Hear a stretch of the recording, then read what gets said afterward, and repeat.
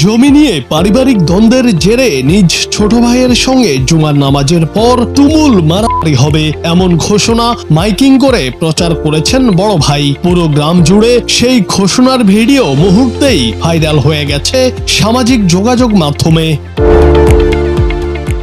ঘটনাটি গাইবান্ধার পলাশবাড়ির বৈরী হরিণমারি গ্রামের। স্থানীয় সূত্রে জানা গেছে, মৃত আব্দুল হোসেনের ছেলে আব্দুল কুদ্দুস মিয়া বৃহস্পতিবার রিকশায় মাইক লাগিয়ে গোটা গ্রাম ঘুরে ঘোষণা দেন শুক্রবার জুমার নামাজের পর পানের বরজে ছোট ভাইয়ের সঙ্গে মারামারি হবে। গ্রামবাসীও হতবাক এমন ঘোষণায়।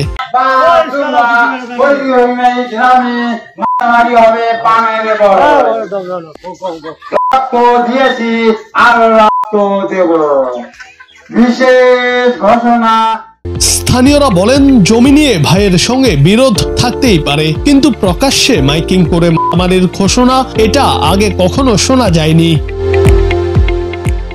এদিকে ঘটনা জানাজানি হতেই এলাকায় তোলপাড় শুরু হয়। সামাজিক যোগাযোগ মাধ্যমে ভিডিওটি ছড়িয়ে পড়লে প্রশাসনের নজরে আসে বিষয়টি। আব্দুল কুদ্দুস হিসেব করে না, জোরগুলো খায়। এই বিষয়ে পলাশবাড়ি থানার ওসি জুলফিকার আলী ভুট্টু বলেন, ঘটনার খবর পেয়ে আব্দুল কুদ্দুস মিয়াকে থানায় ডেকে আনা হয়েছে। তার সঙ্গে কথা বলা হয়। এমন অস্বাভাবিক ও অনাকাঙ্ক্ষিত ঘটনা যাতে না ঘটে, পুলিশ সে বিষয়ে সতর্ক অবস্থানে রয়েছে। জুনায়েদ আহমেদ, বাংলা টিভি।